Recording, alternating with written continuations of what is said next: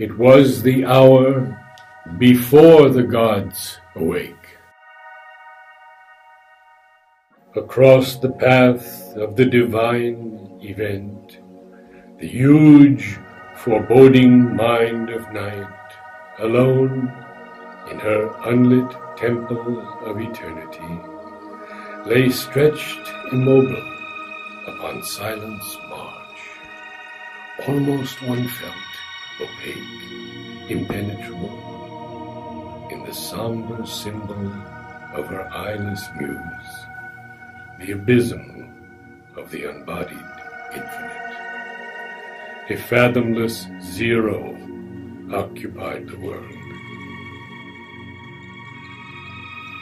A power of fallen, boundless self, awake between the first and the last nothingness, recalling the tenebrous womb from which it came, turned from the insoluble mystery of birth and the tardy process of mortality, and longed to reach its end in vacant naught. As in a dark beginning of all things, a mute, featureless semblance of the unknown, repeating forever the unconscious act, prolonging forever the unseeing will, cradled the cosmic drowse of ignorant force, whose moved creative slumber kindles the suns and carries our lives in its somnambulist whirl. Athwart the vain, enormous trance of space, its formless stupor without mind or life, a shadow spinning through a soulless void, thrown back once more into unthinking dreams, earth wheeled abandoned in the hollow gulfs, forgetful of her spirit and her fate. The impassive skies were neutral, empty, still. Then something in the inscrutable darkness stirred, a nameless movement, an unthought idea, insistent, dissatisfied, without an aim, something that wished, but knew not how to be, teased the inconscient to wake ignorance. A throe that came and left a quivering trace, gave room for an old, tired want, unfilled, at peace in its subconscient, moonless cave, to raise its head and look for absent light, straining closed eyes of vanished memory, like one who searches for a bygone self and only meets the corpse of his desire. It was as though, even in this naught's profound, even in this ultimate dissolution's core, there lurked an unremembering entity, survivor of a slain and buried past, condemned to resume the effort and the pang, reviving in another frustrate world. An unshaped consciousness desired light, and a blank prescience yearned towards distant change. As if a childlike finger laid on a cheek, reminded of the endless need in things, the heedless mother of the universe. An infant longing clutched the somber vast. Insensibly somewhere a breach began, A long, lone line of hesitating hue, like a vague smile tempting a desert heart, troubled the far rim of life's obscure sleep. Arrived from the other side of boundlessness, an eye of deity pierced through the dumb deeps, a scout in a reconnaissance from the sun, it seemed, amid a heavy cosmic rest, the torpor of a sick and weary world, to seek for a spirit, soul and desolate, too fallen to recollect forgotten bliss. Intervening in a mindless universe, its message crept through the reluctant hush, calling the adventure of consciousness and joy, and conquering nature's disillusioned breast, compelled renewed consent to see and feel. A thought was sown in the unsounded void. A sense was born within the darkness depths. A memory quivered in the heart of time, as if a soul long dead were moved to live. But the oblivion that succeeds the fall had blotted the crowded tablets of the past, and all that was destroyed must be rebuilt, and old experience labored out once more. All can be done if the God touch is there. A hope stole in that hardly dared to be amid the night's forlorn indifference. As if solicited in an alien world, with timid and hazardous instinctive grace, orphaned and driven out to seek a home, an errant marvel with no place to live, into a far-off nook of heaven there came a slow, miraculous gesture's dim appeal, the persistent thrill of a transfiguring touch persuaded the inert black quietude, and beauty and wonder disturbed the fields of God.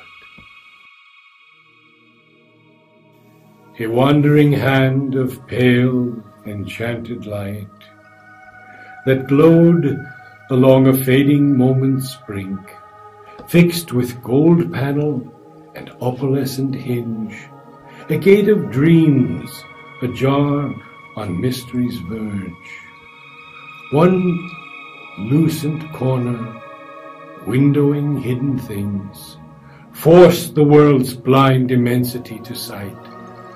The darkness fell and slipped like a falling cloak from the reclining body of a god. Then, through the pallid rift that seemed at first hardly enough for a trickle from the suns, out poured the revelation and the flame, the brief, perpetual sign recurred above. A glamour from unreached transcendences, iridescent with the glory of the unseen, a message from the unknown immortal light, ablaze upon creation's quivering edge. Dawn built her aura of magnificent hues and buried its seed of grandeur in the hours. An instant's visitor, the Godhead shone, On life's thin border awhile the vision stood, and bent over earth's pondering forehead curve, interpreting a recondite beauty and bliss, in colors hieroglyphs of mystic sense.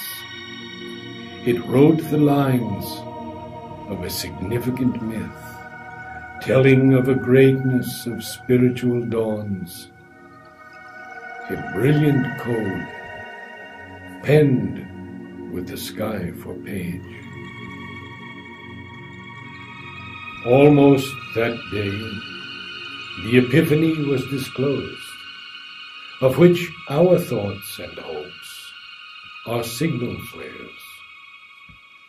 A lonely splendor from the invisible goal almost was flung on the opaque inane. Once more a tread perturbed the vacant vasts. Infinity's center, a face of rapturous calm, parted the eternal lids that open heaven. A form from far beatitudes seemed too near, ambassadress twixt eternity and change. The omniscient goddess leaned across the breadths that wrapped the fated journeyings of the stars, and saw the spaces ready for her feet. Once she half looked behind for her veiled son, then, thoughtful, went to her immortal work. Earth felt the imperishable's passage close.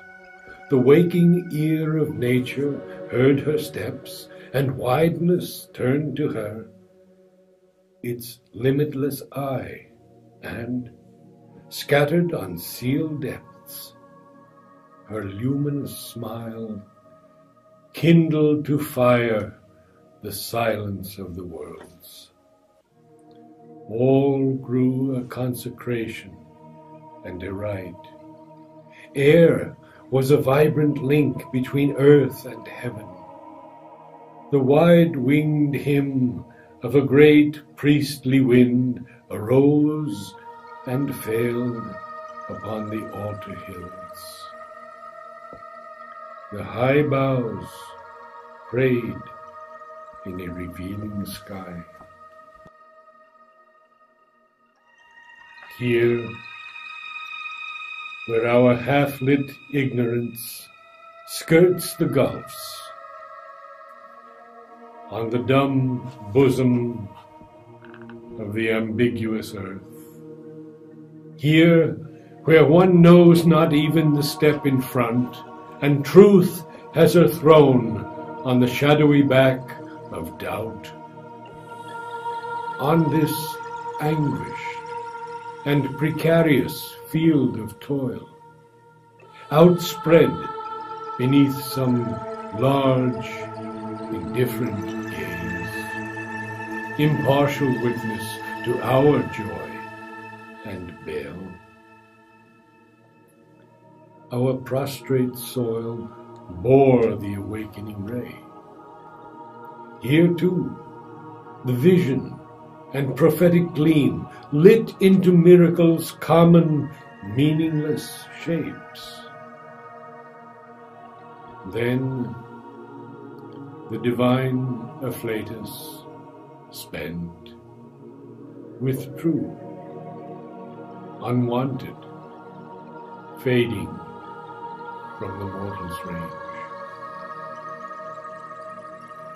A sacred yearning lingered in its trace, the worship of a presence and a power too perfect to be held by death-bound hearts, the prescience of a marvelous birth to come. Only a little the godlight can stay. spiritual beauty, illumining human sight, lines with its passion and mystery matter's mask, and squanders eternity on a beat of time. As when a soul draws near the sill of birth, adjoining mortal time to timelessness, a spark of deity lost in matter's crypt, its luster vanishes in the inconscient plains. That transitory glow of magic fire, so now dissolved in bright, accustomed air. The message ceased, and waned the messenger. The single call, the uncompanioned power, drew back into some far-off secret world. The hue and marvel of the supernal beam, she looked no more on our mortality. The excess of beauty, natural to Godkind, could not uphold its claim on time-born eyes. Too mystic real for space tenancy, her body of glory was expunged from heaven. The rarity and wonder lived no more. There was the common light of earthly day, affranchised from the respite of fatigue. Once more, the rumor of the speed of life pursued the cycles of her blinded quest. All sprang to their unvarying daily acts. The thousand peoples of the soil and tree obeyed the unforeseeing instant's urge, and leader here, with his uncertain mind, alone who stares at the future's covered face, man lifted up the burden of his fate. And Savitri too awoke among these tribes that hastened to join the brilliant summoner's chant, and lured by the beauty of the apparent ways, acclaimed their portion of ephemeral joy, akin to the eternity whence she came. No part she took in this small happiness. A mighty stranger in the human field, the embodied guest within made no response. The call that wakes the leap of human mind, its checkered, eager motion of pursuit, its fluttering-hued illusion of desire, visited her heart like a sweet, alien note. Time's message of brief light was not for her. In her, there was the anguish of the gods, imprisoned in our transient human mold. The deathless, conquered by the death of things. A vaster nature's joy had once been hers, but long could keep not its gold heavenly hue, or stand upon this brittle earthly base. A narrow movement on time's deep abysm, life's fragile littleness denied the power, the proud and conscious wideness, and the bliss she had brought with her into the human form, the calm delight that weds one soul to all,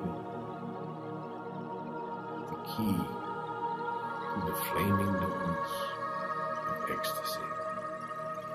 Earth's grain that needs the sap of pleasure and tears rejected the undying rapture's boon, offered to the daughter of infinity her passion flower of love and doom she gave. In vain now seemed the splendid sacrifice. A prodigal of her rich divinity, herself and all she was, she had lent to men, hoping her greater being to implant, that heaven might native grow on mortal soul. Hard is it to persuade earth nature's change. Mortality bears ill the Eternal's touch. It fears the pure, divine intolerance of that assault of ether and of fire. It murmurs at its sorrowless happiness, almost with hate repels the light it brings. It trembles at its naked power of truth and the might and sweetness of its absolute voice. Inflicting on the heights the abysm's low, it sullies with its mire heaven's messengers.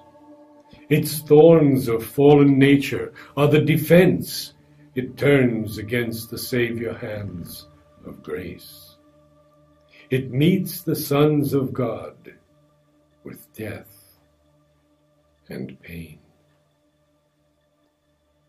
A glory of lightnings traversing the earth scene, their sun thoughts fading, darkened by ignorant minds, their work betrayed, their good to evil turned, the cross their payment for the crown they gave.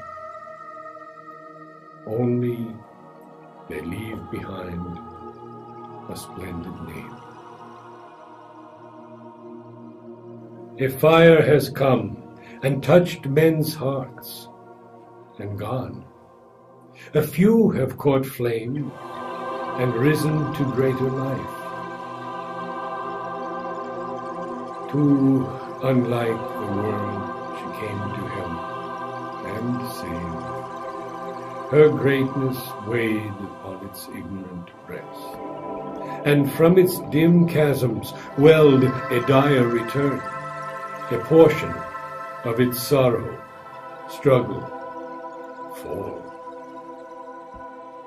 To live with grief, to confront death on her road, the mortal's lot became the immortal share. Thus, trapped in the gin of earthly destinies, awaiting her ordeal's hour, abode, outcast from her inborn felicity, accepting life's obscure terrestrial robe, hiding herself even from those she loved, a godhead greater by a human fate. A dark foreknowledge separated her from all of whom she was the star and stay, too great to impart the peril and the pain. In her torn depths she kept the grief to come. As one who, watching over men left blind, takes up the load of an unwitting race, harboring a foe whom with her heart she must feed. Unknown her act, unknown the doom she faced, unhelped she must foresee and dread and dare. The long foreknown and fatal morn was here, bringing a noon that seemed like every noon. For nature walks upon her mighty way, unheeding when she breaks a soul, a life. Leaving her slain behind, she travels on. Man only marks, and God's all-seeing eyes. Even in this moment of her soul's despair, in its grim rendezvous with death and fear, no cry broke from her lips, no call for aid. She told the secret of her woe to none. Calm was her face, and courage kept her mute. Yet only her outward self suffered and strove. Even her humanity was half divine. Her spirit opened to the spirit in all. Her nature felt all nature as its own. Apart, living within, all lives she bore. Aloof, she carried in herself the world. Her dread was one with the great cosmic dread. Her strength was founded on the cosmic mights. The universal mother's love was hers. Against the evil at life's afflicted roots, her own calamity its private sign. Of her pangs she made a mystic, poignant sword. A solitary mind, a worldwide heart, to the lone immortal's unshared work she rose. At first, life grieved not in her burdened breast. On the lap of earth's original somnolence, inert, released into forgetfulness, prone it reposed, unconscious on mind's verge, obtuse and tranquil, like the stone and star. In a deep cleft of silence, twixt two realms, she lay remote from grief, unsawn by care, nothing recalling of the sorrow here. Then a slow, faint remembrance, shadow-like, moved, and sighing, she laid her hand upon her bosom, and recognized the close and lingering ache, deep, quiet, old, made natural to its place, but knew not why it was there, nor whence it came. The power that kindles mind was still withdrawn. Heavy, unwilling were life's servitors, like workers with no wages of delight. Sullen, the torch of sense refused to burn. The unassisted brain found not its past. Only a vague earth nature held the frame. But now she stirred. Her life shared the cosmic load. At the summons of her body's voiceless call, her strong, far-winging spirit traveled back to the yoke of ignorance and fate, back to the labor and stress of mortal days, lighting a pathway through strange symbol dreams across the ebbing of the seas of sleep.